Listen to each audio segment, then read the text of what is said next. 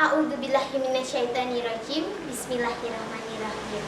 Yang terhormat Dewan Juri, yang terhormat para peserta, dan hadirin sekalian yang kami banggakan. Uhayyikum tahiyatal Islam, tahiyatan li ahlil jannah.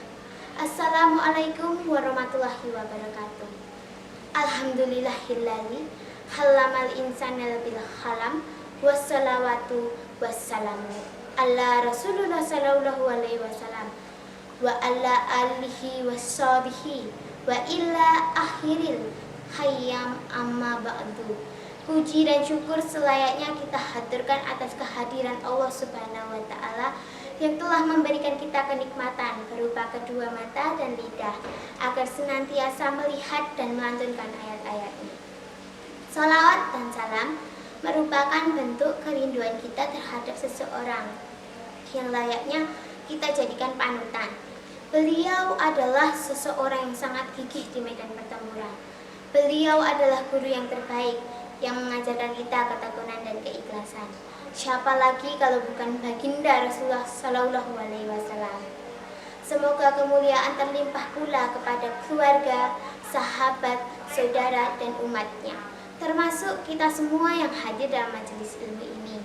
Amin ya rabbal alamin. Perkenalkan, nama saya Fazila Asfi Ferdiani. Pada pertemuan kita hari ini, saya akan berpidato dengan membawakan tema Al-Quran dan Mencerahkan Hati Nurani. Sebelum saya melanjutkan pidato ini, izinkan saya bertanya, apakah di sini ada yang belum belajar baca Al-Quran?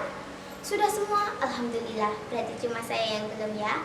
Hadirin yang dimuliakan Allah, sebagai umat muslim, sudah seharusnya kita bisa membaca Al-Quran. Kenapa? Karena Al-Quran merupakan pedoman hidup kita semua, bukan hanya untuk bacaan. Tetapi Al-Quran juga merupakan pedoman hidup kita umat muslim. Terkandung di dalamnya petunjuk-petunjuk hidup. Rasulullah Shallallahu Alaihi Wasallam bersabda dalam hadisnya, barang siapa yang menjadikan Al-Quran sebagai pedoman hidupnya, maka ia akan masuk surga. Akan tetapi sebaliknya, barang siapa yang tidak menjadikan Al-Quran sebagai pedoman hidupnya, maka ia akan masuk neraka. Nauzubillah min dzalik. Al-Quran juga merupakan shifaun bima fis sudur atau obat hati. Membaca Al-Quran dapat menjauhkan hati kita dari pikiran negatif seperti perasaan iri, dengki, bahkan dendam. Menjadikan Al-Quran sebagai pedoman hidup merupakan kewajiban kita semua sebagai umat muslim. Walaupun mungkin hidup kita serba ada, punya harta, tahta, banyak kota, dan juga kendaraan mewah seperti Avanza, Innova yang mengkilat, rumah gedang yang bertingkat, akan tetapi hati kita jauh dari rahmat. Al-Quran pun enggan menjadi penolong pada hari kiamat. Lalu, apakah hikmah membaca Al-Quran? Pertama, orang yang membaca Al-Quran bagaikan buah manis rasanya, semerbak harumnya. Rasulullah Shallallahu Alaihi Wasallam bersabda dalam hadisnya, gambaran seorang mukmin yang sering membaca Al-Quran bagaikan buah jeruk, bukan hanya rasanya saja yang manis, tetapi juga semerbak harumnya. Akan tetapi sebaliknya, gambaran seorang mukmin yang jarang membaca Al-Quran bagaikan buah jeruk, hanya rasanya saja yang bagaikan buah kurma, hanya rasanya saja yang manis, akan tetapi tidak ada baunya. Nah, hadirin sekalian, mau jadi apa? Jeruk atau kurma? Yang jelas jadi manusia tentunya. Tetapi orang yang berakhlak dan beriman seperti Al-Quran, maka ia akan bermanfaat bagi orang lain. Lalu kedua, hikmah membaca Al-Quran. Bacaan itu akan menjadi cahaya yang sangat terang pada satu saat nanti saat kita masuk ke liang lahat. Ketiga, hikmah membaca Al-Quran.